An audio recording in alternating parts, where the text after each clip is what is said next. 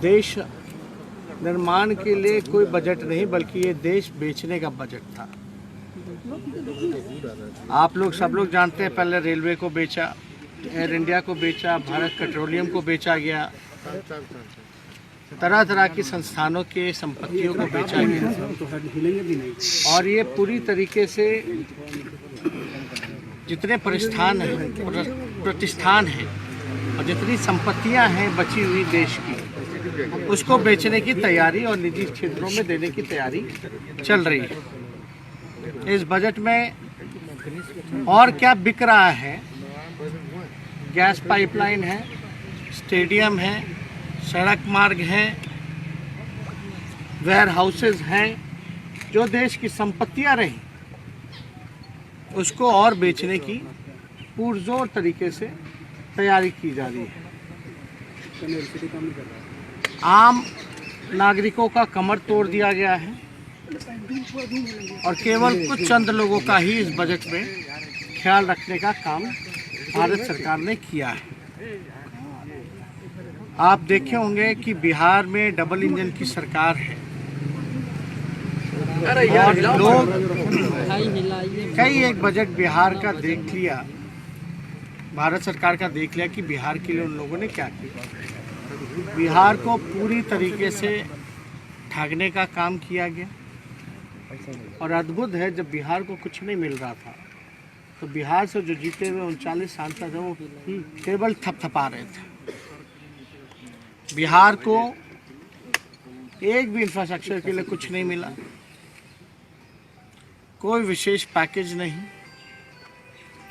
Special status तो दूर की बात है, लेकिन कोई चारों तरफ से दबे हुए एक काम ऐसा बिहार के लिए कोई योजना के तहत या कोई अलग बिहार को देखते हुए अगर कोई प्लानिंग अगर की गई होती तो शायद आप लोगों को, हम लोगों को खुशी होती। लेकिन बिहार को पूरी तरीके से इग्नोर किया गया। हम तो बिहार के मुख्यमंत्री से पूछते रहेंगे कि केवल हाथ ही हिलाएंगे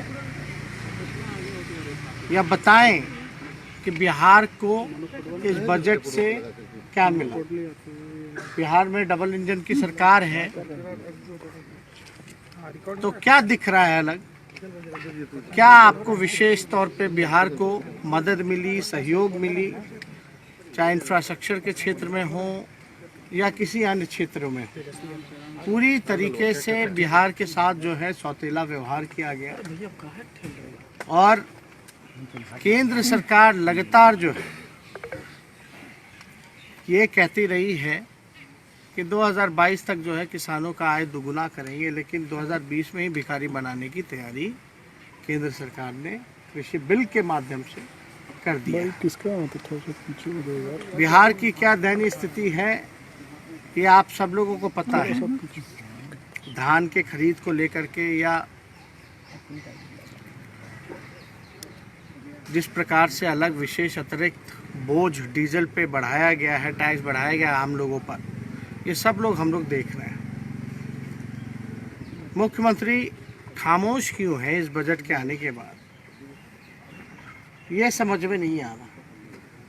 खामोशी शायद इसलिए है क्योंकि उनके पास बोलने के लिए कुछ नहीं है कि बिहार को इस डबल इंजन की सरकार ने क्या दिया।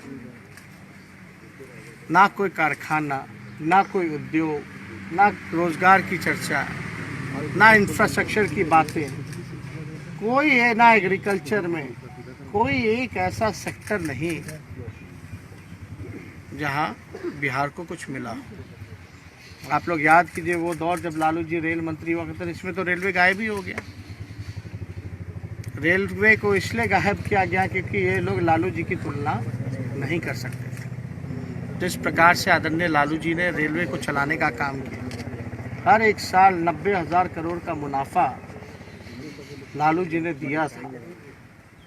और ऐसे में दिया था जब हर साल जो है किराया कम किया जाता था।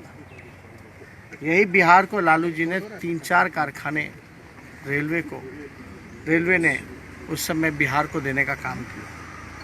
आज कहाँ है? क्या मिल रहा है बिहार को? और वो तब था जब यहाँ बीजेपी और एनडीए की सरकार थी। बिना पक्षपात किए हुए विशेष पैकेज 1,25,000 करोड़ का भी यूपीए के समय में बिहार को लालू जी ने दिलवाने का काम किया। आज तो हम लोग सब लोग पूछ रहे हैं कि क्या मिल रहा है बिहार को। 39 सांसद जीत करके गए हैं, केवल ताली पीटने गए या बिहार के लिए आवाज़ उठाने गए हैं। आज दुर्भाग्य है जो लोग भी जीत करके थाली टेबल पटपटकाने का काम कर रहे हैं, लेकिन बुरी तरीके से देश की जनता निराश है, आम नागरिक निराश है, परेशान है और पूरी तरीके से उन पे जो है अतिरिक्त बोझ डालने की तैयारी केंद्र सरकार ने की है। कई राज्यों में सड़कें बनाने की बात कही गई है, कोलकाता जिन राज्यों में चुनाव होने हैं ये एक दिन से घोषणा की गई है। अब देखिए, इसमें